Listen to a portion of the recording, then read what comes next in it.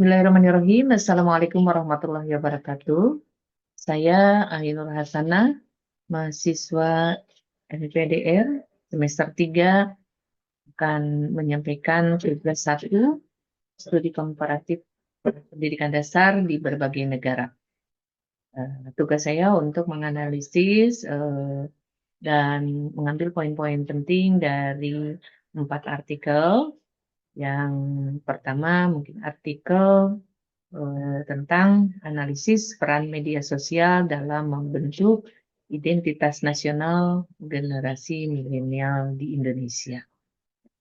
Jadi poin-poin penting yang akan saya sampaikan di artikel ini yaitu identitas nasional Indonesia adalah konsep dasar yang mencerminkan pandangan hidup, kepribadian, dan filsafat Pancasila sebagai ideologi negara. Jadi ada konteks negara dan bangsa.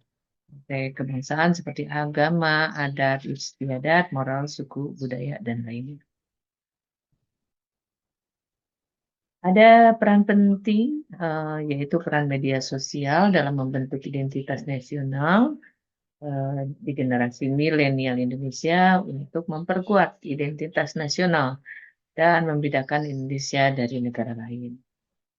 Sebagai penyebaran informasi dengan cepat dan luas, kemudian sebagai penghubung informasi, pengalaman, dan cerita mengenai budaya dan tradisi yang diperkuat rasa kebanggaan dan solidaritas dalam masyarakat yang beragam. Kemudian mempengaruhi hubungan antar generasi dalam mempertahankan nilai-nilai kebangsaan di kalangan mahasiswa dan masyarakat dengan memfasilitasi pertukaran ide dan informasi. Kemudian ada dampak positif dan dari media sosial, eh, salah satunya mungkin untuk membawa perubahan dan pengaruh besar dalam akses informasi. Nah, dampaknya juga untuk kaum milenial. Kemudian sebagai sumber informasi utama mengenai sejarah budaya identitas nasional, mereka juga melibatkan pendidikan formal, buku, dan interaksi secara langsung dengan orang di sekitarnya. Advianto dan kawan-kawan. Kemudian ada juga media sosial itu untuk mempermudah para generasi milenial dalam merespon isu-isu nasional. Berikutnya, para generasi milenial juga dapat mudah mendapatkan akses di berbagai sumber informasi. Kemudian pengaruh positifnya yaitu mendorong generasi milenial untuk dapat berpartisipasi aktif dalam proses politik dan pembangunan negara. Berikut yaitu dampak negatif dari media sosial. Jadi ada beberapa penyebaran informasi yang tidak jelas sumbernya dan tidak diverifikasi dapat mempengaruhi pemahaman bagi penerima terhadap identitas nasional di Indonesia. Kemudian dampak negatifnya yaitu masuknya budaya asing dan pengaruh global yang membawa pengaruh pada generasi milenial. Berikutnya yaitu dampak dari negatifnya media sosial itu mendorong generasi milenial untuk dapat berpartisipasi aktif dalam politik pembangunan negara. Nah, ini ada dampak positif dan negatifnya. Tentunya ini juga sangat mempengaruhi. Baik, akan menyampaikan keterkaitan yang terjadi di sekolah terkait dengan isu-isu politik dan isu sosial budaya. Bahwa di sekolah kami sudah menerapkan ya untuk pembiasaan gitu identitas budaya, isu identitas budaya itu dengan berbagai pengalaman siswa gitu ya. Yaitu dengan kebiasaan di sekolah kami itu juga sudah menjadi budaya bahwa setiap hari mereka sudah menjadi kebiasaan karena sekolah kami ada sekolah Islam, jadi pembiasaan atau budaya setiap pagi mereka akan menjalankan ibadah dengan mengerjakan sholat duha, kemudian murojaah dan di situ ada adab akhlaknya, penerapannya baik dari membaca literasi tentang adab akhlak ataupun sirah, sehingga anak-anak di penerapan untuk budaya sangat kental dengan religiusnya.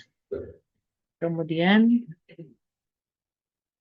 untuk artikel yang kedua yaitu peserta didik yang berwawasan multikultural. Di sini ada yang kami analisis dari artikel kedua, yaitu pentingnya wawasan multikultural, diantaranya meningkatkan toleransi dan penghargaan, memperkaya pengalaman sosial dan budaya, mendorong inovasi kreatif interaksi dengan berbagai budaya, kemudian memperkuat kohesi sosial dan persiapan untuk era globalisasi. Kemudian tantangan dalam implementasi wawasan multikultural yaitu penolakan terhadap perubahan, keterbatasan sumber daya, kurangnya pelatihan dan dukungan, dan kebijakan yang tidak konsisten. Itu merupakan tantangan dari implementasi multikultural. Kemudian ciri-ciri sekolah yang telah berhasil mengimplementasikan wawasan multikultural yaitu kurikulum yang inklusif, kemudian kegiatan ekstrakurikuler yang mendukung kesetaraan inklusi dan pelatihan guru yang mendalam. Itu bagi sekolah-sekolah yang memiliki wawasan multikultural tentunya sudah menerapkan seperti ini. Kemudian ada komitmen juga terhadap dialog dan pemahaman antar budaya, kemudian kerjasama dengan komunitas lokal dan budaya, dan keterlibatan orang tua dan masyarakat. Artikel yang ketiga tentang pemanfaatan teknologi informasi dan komunikasi dalam pelestarian budaya dan uji bela negara. Kami sudah dapat menganalisis bahwa TIK digunakan untuk mendorong perubahan dalam pengarsipan dan digitalisasi warisan budaya. Kemudian penggunaan media sosial juga adalah aplikasinya untuk pendidikan untuk membantu penyebaran pengetahuan budaya, menanamkan nilai-nilai tradisional pada generasi muda dan pendukung upaya pelestarian elemen bela negara. Pemanfaatan dari teknologi informasi dan komunikasi mungkin diantaranya membangun kesadaran nasional dan semangat cinta tanah air. Kemudian pelestarian budaya membuka pintu untuk pengarsipan digital dan pengembangan basis data budaya dan promosi kekayaan budaya melalui platform online. Satu lagi yaitu memberikan pemahaman yang lebih mendalam tentang sejarah, nilai-nilai kebangsaan, dan peran setiap individu dalam memajukan bangsa. Media sosial sebagai platform digital memfasilitasi partisipasi masyarakat dalam kegiatan sosial, budaya, dan keagamaan nasional. Kemudian ada strateginya dalam pemanfaatan teknologi dalam pelestarian budaya, yaitu membangun platform digital budaya. Kemudian ada digitalisasi koleksi budaya. Kemudian pengembangan aplikasi edukatif, kemudian pendidikan online tentang sejarah dan budaya, kemudian kampanye kesadaran melalui media sosial, dan banyak hal-hal yang tentang pembangunan komunitas online. Kemudian kaitannya dengan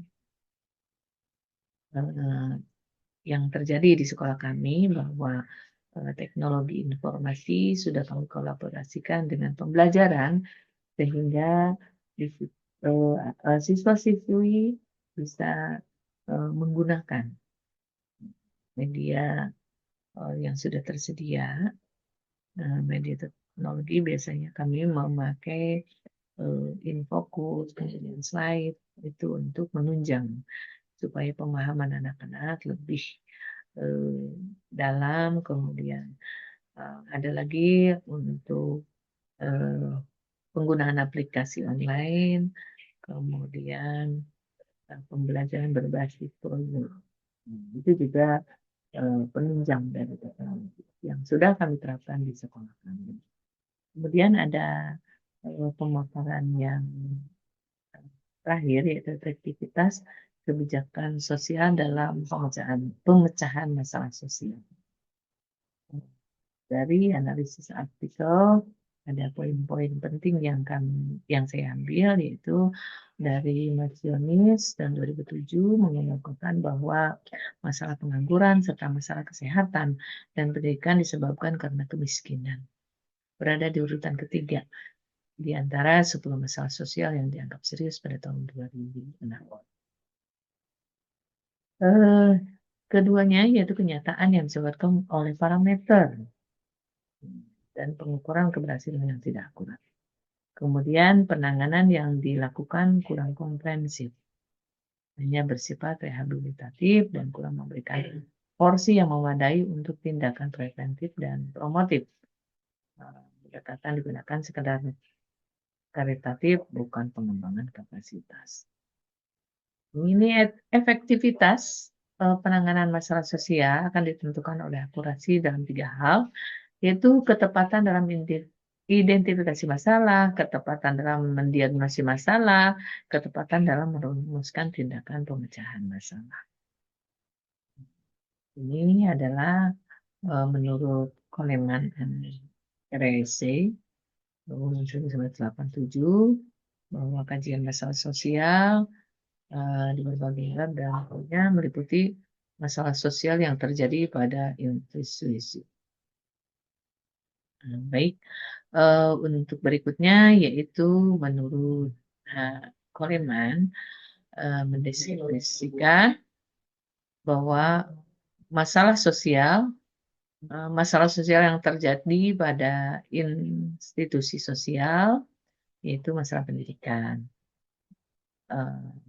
Kemudian akibat adanya ketimpangan, misalnya kemiskinan dan persoalan gender.